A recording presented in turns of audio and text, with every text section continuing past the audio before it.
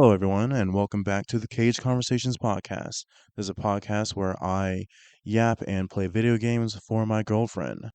Before I get into the actual, discussion of the video game and discussion of the topic I wanted to talk about today, just wanted to say, it's only been the second day that I've been doing this, and talked a lot of Big Game yesterday about how it's going to try and make this as low budget as possible. Just wanted to get these things out there. But listening back, I was like, okay, well, you don't have to be like completely lazy, right? Especially because, like I said, I'm doing this for my girlfriend, and even though it's not something that I want to invest too much effort in. You don't want to, it's also kind of rude to do something for someone and half-ass it. So I'm not going, I am trying to find that balance essentially of not making something that is complete garbage, but also trying to not make something that will take forever to make and create. Um, I remember or I think about this Greg Guevara uh video that he made about feature creep and how you have the desire to add so many features and it makes you it makes you unable to actually get your art out, right? And I mean, jury's out if this is art, right? Um, but also I would say that um, and I think that I'm susceptible to feature creep, especially when you feature creep things that have not been created yet. Um, one thing me and my girlfriend have talked about is like starting a business or whatever, and we haven't even submitted the paperwork to create the LLC at this point, but we're talking about how to expand. And it's like, well, maybe sell one thing first, right? And so we're both that way. And so we have to remind each other that, like, you can't get too lost in the sauce, can't get too lost in the weeds. Um, but I think that there is something to be said about, like, once you actually start doing it, figuring out how to make it better, right? And, put out the first two episodes, and I was like, all right, well, what can I do to make this not the worst thing that anyone's ever listened to? And one thing I did this time is I started just recording into Audacity, and the audio is now being recorded into a WAV file instead of whatever weird file the Windows Sound Recorder app has. And I'm not doing too much with this sound because I am not a sound engineer at all. But I have been, just going to the effects, normalizing loudness, and then just pressing the normalize function. I don't know exactly what that means, but seeing if it can clean up the audio a bit. Audacity is, you know, done through a launcher now, which it wasn't like a couple years ago. I don't know when that happened, but it is now being done through a launcher. It's called Muse Hub, and there's all kinds of things for plugins they can have for it. And one of the things right there at the front is this thing that apparently cleans up the audio to make it sound good, and it's perfect for podcasters or whatever. It's $50, and I'm like, you know, I don't hate that. Can't do it right now because I had a big weekend that I did not properly budget for, I don't think. So I am conserving money until the next paycheck. But I do think, and I do, yeah, I do think that, come next paycheck, probably will just buy this $50 plugin and see if that improves the audio at all.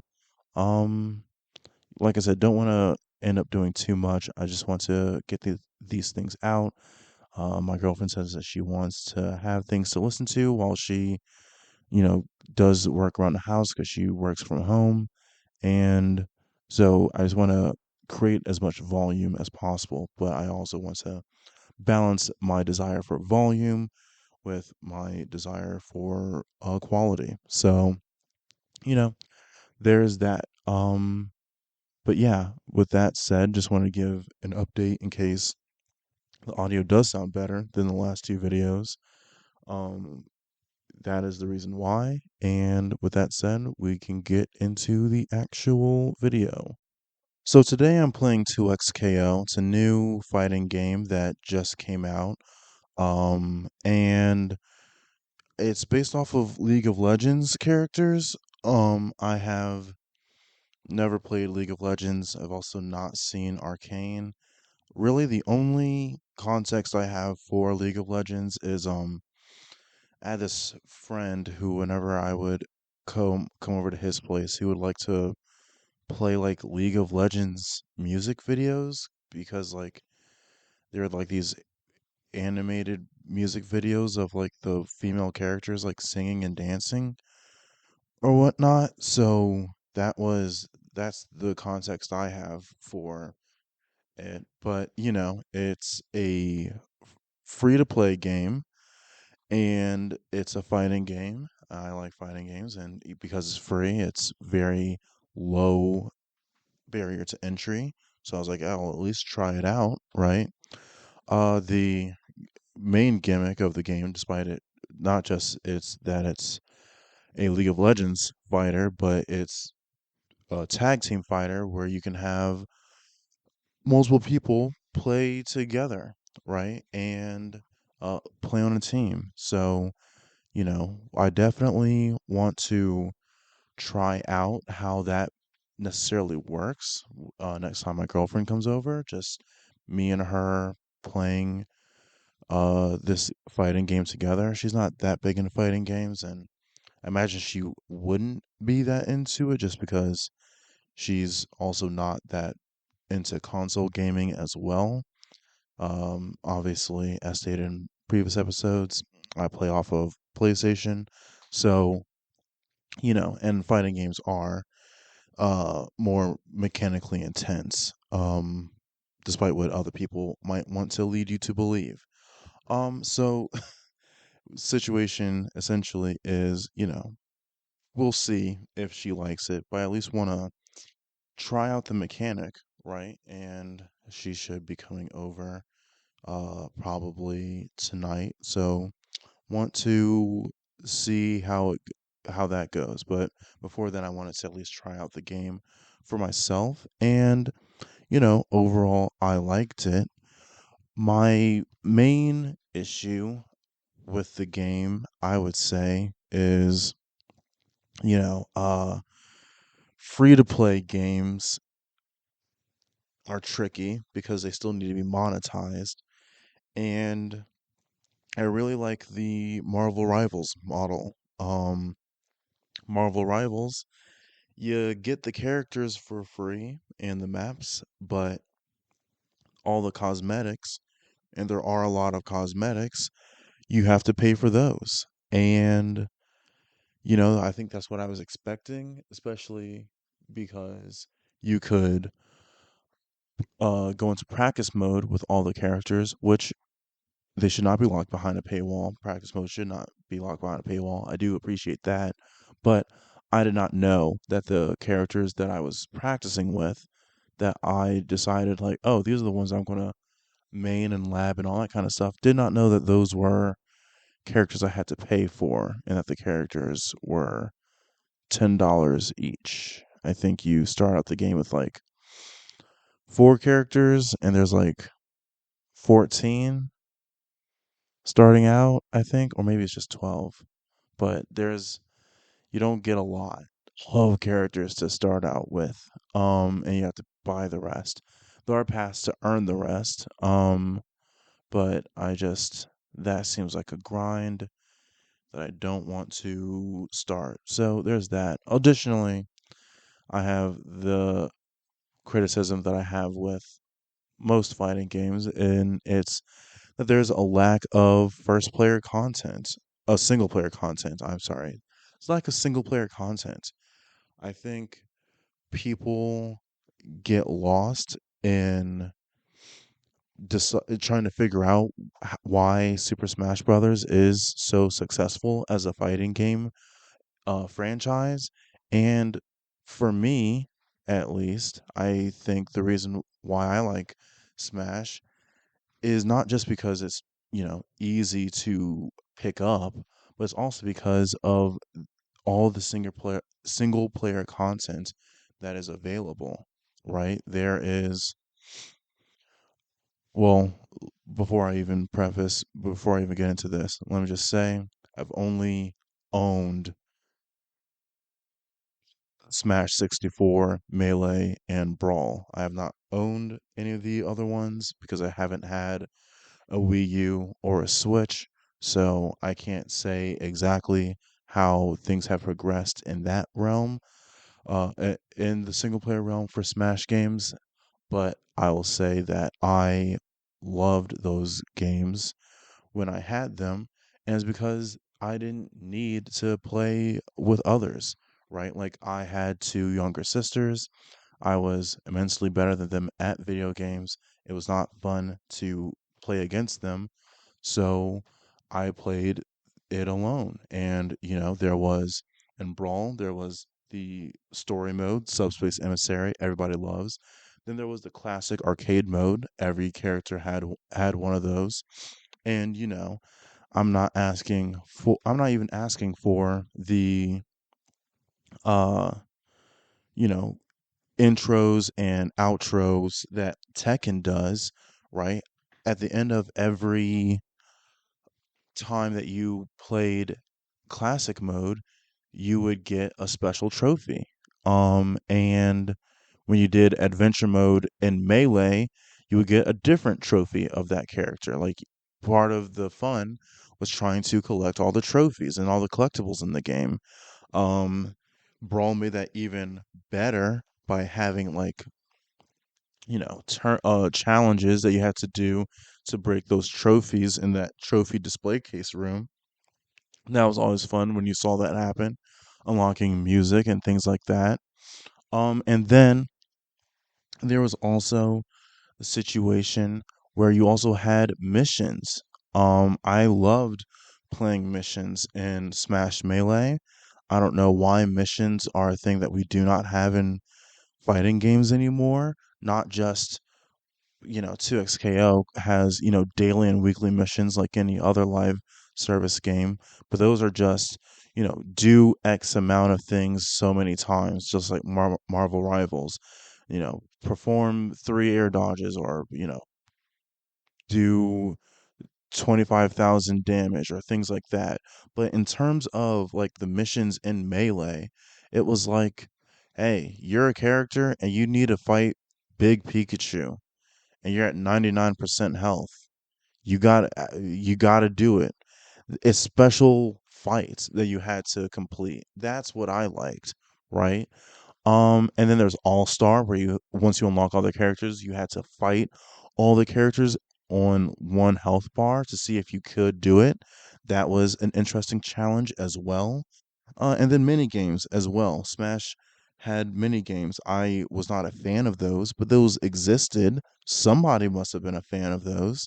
And because of that, I think all those things we have a good fighting game. I think that P developers are a little bit too reliant on online to provide the uh, endless amounts of fun or whatever. But I think that there's other things that they can do for fun. Like, I don't know. I'm just imagining, especially someone like me who doesn't know anything about League of Legends, having similar to Smash, like a trophy system where you would unlock trophies where they have descriptions and things about the characters so you can learn about them and like about this world of whatever is going on inside of this game so that you could read it and like be interested. I became a Metroid fan because I because I played Smash and I read about Samus Aran from the trophies. That's how I became a Metroid fan.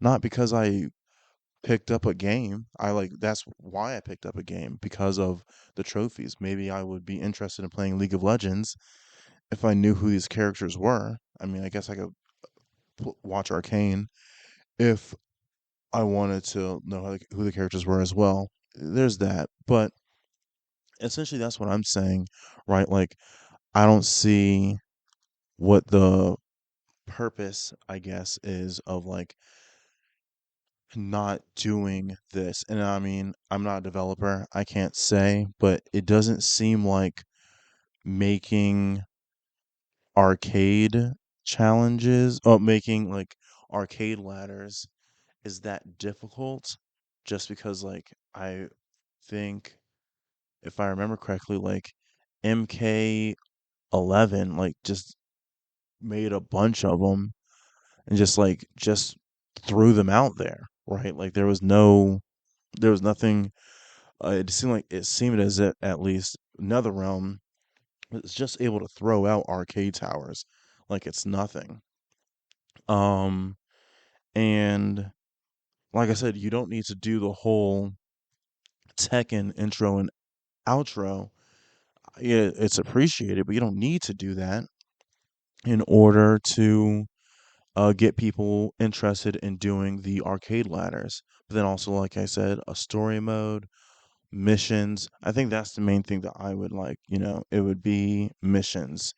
I think those should come back. But overall, I had my first session of 2XKO. This is a recording of that. I will try it again later once I actually start practicing with the characters I actually am able to play with without buying them.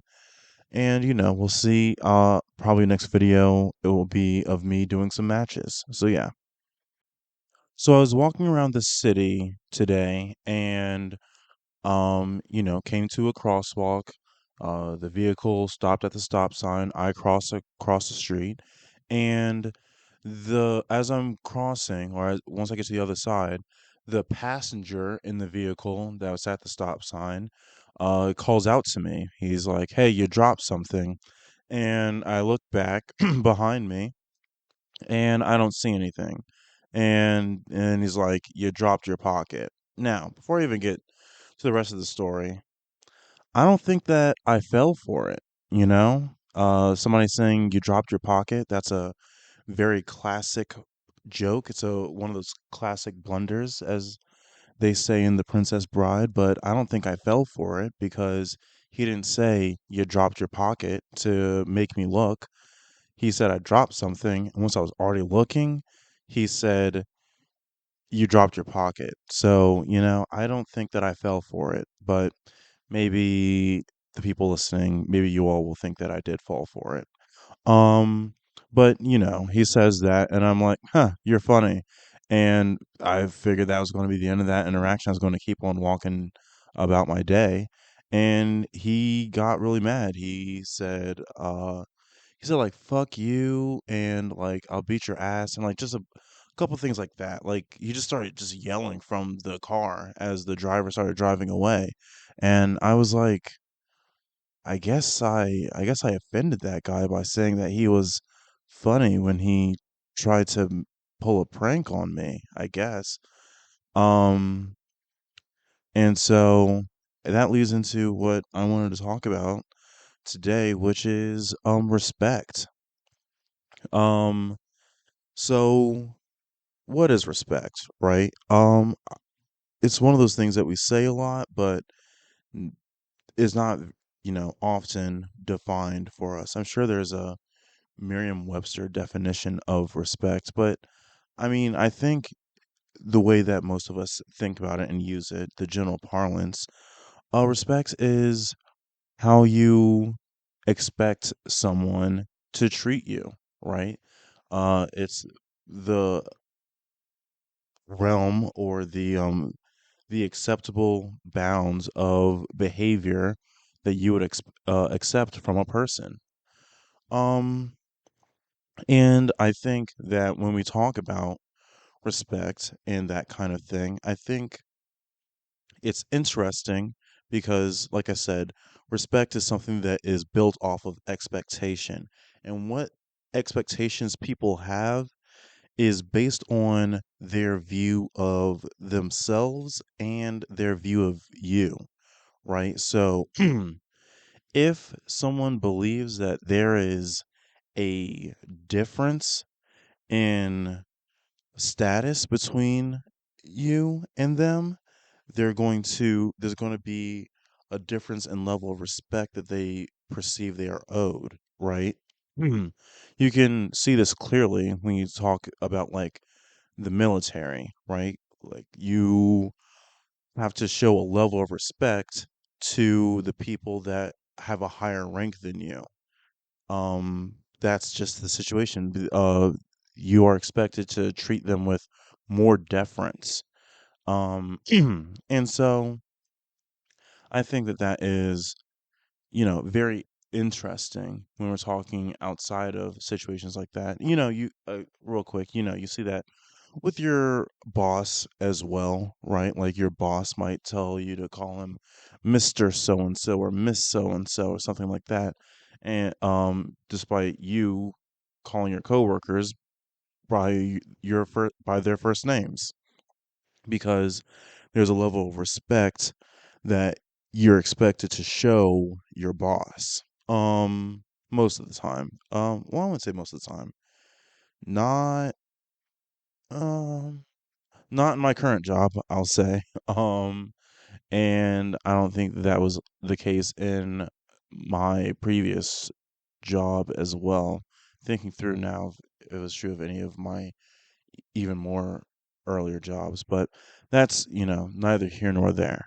So, I think, when we're talking about uh respect, I think you have to really look at, you know, people and how they perceive themselves in relation to you. Like if you're in a relationship or whatever, it might be kind of a red flag or at least a yellow flag for you to look out for if someone is like demanding that you treat them with respect. Because I think that that could be an indication that they think that they're above you in some way and they're owed a certain level of treatment because of that.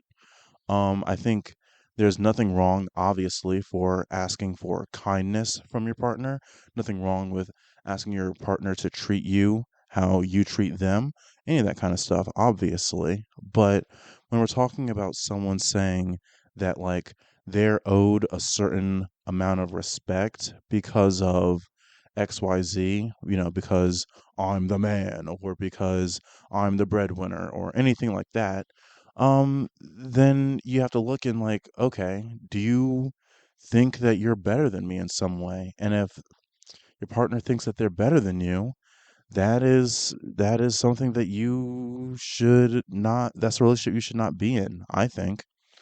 Um, but there is also the opposite situation, right? Where someone is demanding of respect, is hyper vigilant about the respect that they're receiving from someone, not because they think they're better than the person that they're talking to, but because they think the person that they're talking to thinks that they're better, right?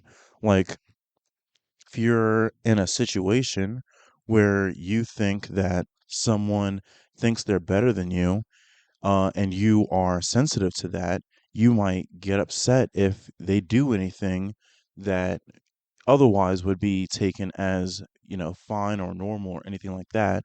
But because it's coming from them, you're like, okay, well, this is actually not, you're actually like disrespecting me and trying to prove that you're better than me, right? I think that you know, among a lot of other things, I think that this definitely, plays into race relations in this country, right? The idea of microaggressions or things like that, where it's like, because white people exist in a scenario, or we live in a country where white supremacy is the norm, we live in a white supremacist country, that black people have to be hyper vigilant about the fact that there are many people that there are many white people that subscribe to theories of black inferiority. So whenever there's someone that does something that could be perceived as disrespect towards a black person, it's like, okay, it's not just that this is something that I don't like. This is potentially something where someone's expressing that they think that I'm inferior to them, right?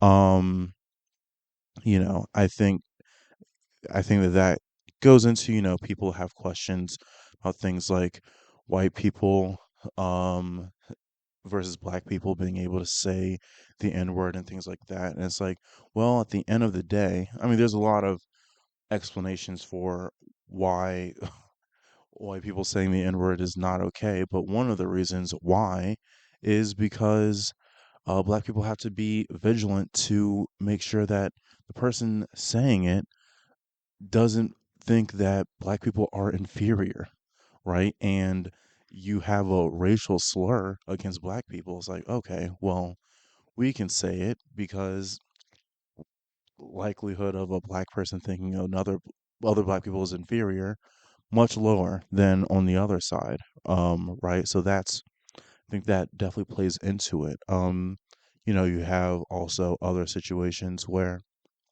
you know you have dudes, in a less justifiable way, you have dudes in their like incel rage against women, and it's because they believe that women are uppity, or like, they are looking down on them or anything like that. So things that are perceived as normal or perceived as like very small slights are perceived as the biggest thing in the world. And you're like, bro, calm down. This is not that serious.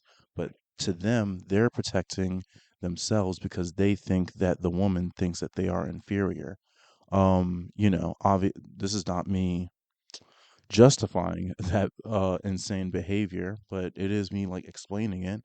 I think we've all seen that like that clip or whatever, or that video of that like short guy like freaking out in, what was it, Starbucks or whatever, yelling at that woman for saying that like, and like just saying insane things, like being mean, like causing a complete ruckus to like this random woman. And he says like, yeah, women have told me that because I'm short I should die. Now, I mean, have they said that? I mean, I'm not short, so I can speak to the short experience. That seems kind of insane to think that someone would do that, but I wouldn't put it past them. But uh, even assuming that what he said is true, assuming that women have told him that he should die because he's short, that's why he's freaking out. That's why he has the Napoleon complex. This is what I'm essentially explaining. I'm realizing as I'm speaking it, the Napoleon complex of, hey, I believe that people perceive me as inferior, so I have to be hyper vigilant about any kinds of disrespect. I also have to like make sure that I'm someone that people want to respect.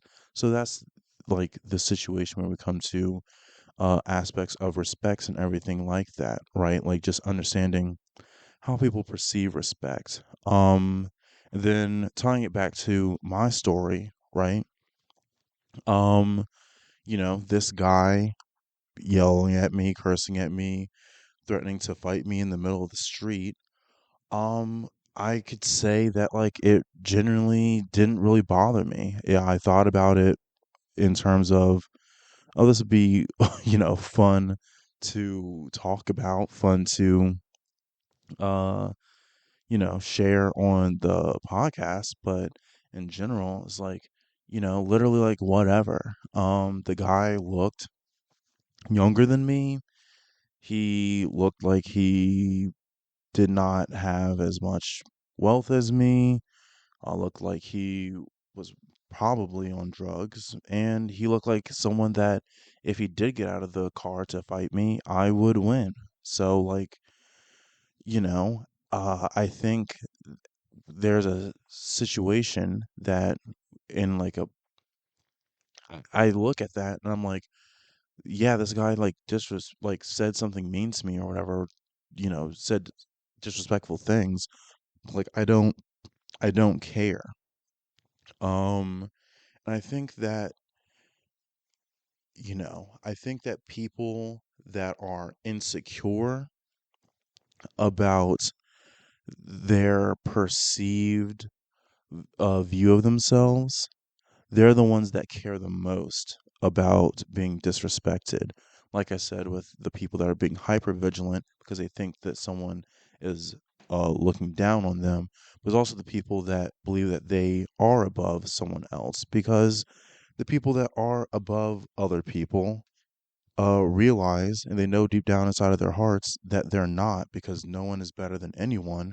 So they have to create systems and heavily enforce verbally or through violence or through any other systems their expectation for respect. So you look at these situations where someone disrespects you and it's like why are you freaking out? Are you freaking out because you think that they think they're superior to you and you need to squash that? Or are you freaking out because you think you're superior to them and you are insecure about the fact that you're not and you need to try and reinforce the idea that you are superior to them?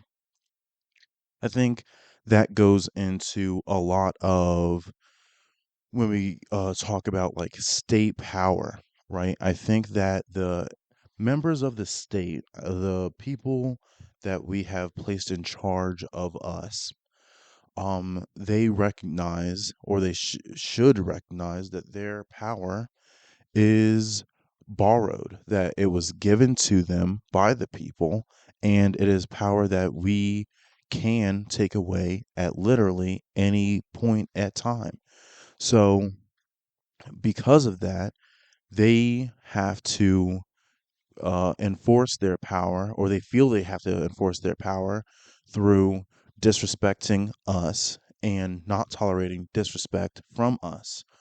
Um, that's where you have situations where the police, um, the police are horrible at de-escalation because they're insecure about the fact that despite having a badge and a gun, they are not any they and they're not any more powerful than the rest of us. That all of us have seen a cop that we think that we could run away from or beat in a fair fight. Um and so and they know that, and so because of that, they have to enforce their their perceived superiority over us through violence. They have to do it through disrespect. And God forbid you disrespect a cop. God forbid you say anything rude to a cop, because then they will take it a step further. You're rude to a cop, and then they hit you. You hit a cop, and then they kill you. That's the situation that we're in.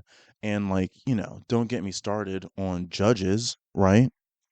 Judges love to talk crazy about the people that they are presiding over, but will absolutely not tolerate a person saying anything even half as rude to them. I think about that video that came out probably like 2 years now at this point, of that inmate, I guess, jumping that judge in Las Vegas. And, that's a crazy story or whatever. But if you watch that video and you hear how she's talking about him beforehand, talking to him beforehand, and just the lack of, care that she's expressing for his life that is in her hands, it's like, okay, well, I'm not saying that she deserved it. I'm not saying that it's good, but it's one of those things that's like the way that she acted was not proper either, right? And it's one of those things that, but she's able to act that way. It's expected that she act that way. Judges act that way all the time. But he obviously cannot physically assault her, but he wouldn't be able to verbally assault her either. Um, judge that's part of the unspoken social contract that we have in this country, right? Like a judge can verbally assault you, you cannot verbally assault them. It's interesting and it's sad, and but it's a way that they reinforce this presumed power that they have over us. Because at the end of the day, like that judge in that video, they're just people and they're just as vulnerable as the rest of us.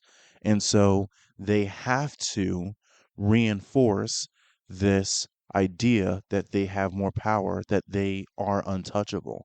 And that's the way that they do it.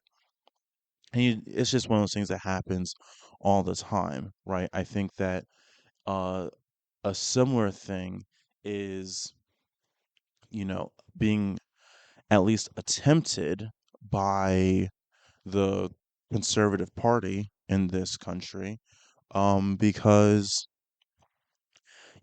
we have situations where when bad things happen to conservatives, and leftist people celebrate it, it's deemed as horrible and insensitive and the worst thing in the world. But when bad things happen to liberal people, everyone on the right celebrates it, and it's this double standard that there is trying to be introduced, or has been introduced but hasn't been widespread enough. But it's to enforce the idea that white people, well, not white, I don't know why I said that, that Republicans are able to do things that Democrats and liberal people aren't able to do. That they have power, that there's a level of deference owed to them, even though at the end of the day, they're like weird, pathetic little freaks. They expect a level of deference from us, and that deference includes we can do and say whatever we want to you, but you cannot do the same. That's the situation that we're in, right? That's the situation that they want to put us in. I think that there's been a lot of pushback, especially lately, with the whole like scumbag left thing. But at the end of the day, respect is one of those things that I think if you're if you're asking for anyone to treat you any better than how you're treating them, then you're putting yourself in a very precarious situation, that is difficult to uphold. And it is one of those things that you have to reinforce it through means of verbal and physical assault and systemic assault, right? And that's what makes it, and that's how you're able to enforce this power that you want to perceive as having, but you actually truly do not have, because at the end of the, like I said, at the end of the day, all of us are on the same level. Um, you know, lastly, obviously there's the idea or the like concept of like how does this apply to like children and everything. How much respect are or how much respect should children give to adults and their parents and things like that? How much deference? I remember I had, well, I said had, I still have this friend. He's my best friend. But it was years ago. We were at the beach and we were just hanging out, and there were a bunch of kids that I would be surprised if they were even teenagers, honestly. But they were walking around without their parents or whatever, and they started making fun of him, and he got really pissed. And they could tell that he got pissed, and they started doing what kids do, and they started egging him on. They started following him and continuing to make fun of him until he snapped and like yelled at them. And it's like, and I see that as like a form of weakness, right? I did judge him for that because I mean they're children, man. Like what are we even talking about? How much could your ego be bruised by children? Like that's the thing that is interesting. That's the thing that like I guess I've not been in a situation really where I have had children like truly like get me upset like that. I would um maybe when I have my own kids that will change, but just one of the things is like, but I mean clearly it comes from a place where you're like I am owed a certain level of respect, and these children who frankly probably do not understand how to respect people their own age, let alone people that are older than them. Probably they did not perceive that. Oh, they're not giving that to him, and so he freaked out. And it's just one of those things that's like, that's um, it's interesting. That's concerning, but I do understand on some level that's like because children aren't able to understand like reciprocal treatment, right? Because they don't have the emotional or mental capacity to understand that. It's like, well, then you have to reinforce, if you're a parent or a teacher or something like that, you have to enforce behavior, not through, I want you to treat me how I treat you, but through other means such as, verbal and, if this is your bag, physical means, right? Um, but I just think that that's interesting. I just had that thought while I was walking around, and after that guy decided to get mad at me. So, yeah. All right, and that is the episode. If you're my girlfriend, I love you and I hope you enjoyed listening to this. And next time I see you, I hope that you will tell me what you thought about what I said here. If you're not my girlfriend, then I definitely appreciate you. Thank you for taking the time out of your day to listen to me yap and watch me play these video games and all that other kind of stuff. Um, if you could like, comment, subscribe, share. I don't know if I'm eligible for that hype button thing, but if I am, you can hype me as well. And yeah, I will definitely be paying attention to any comments that I get on this video. And try and make the world a better place in your own way. Bye.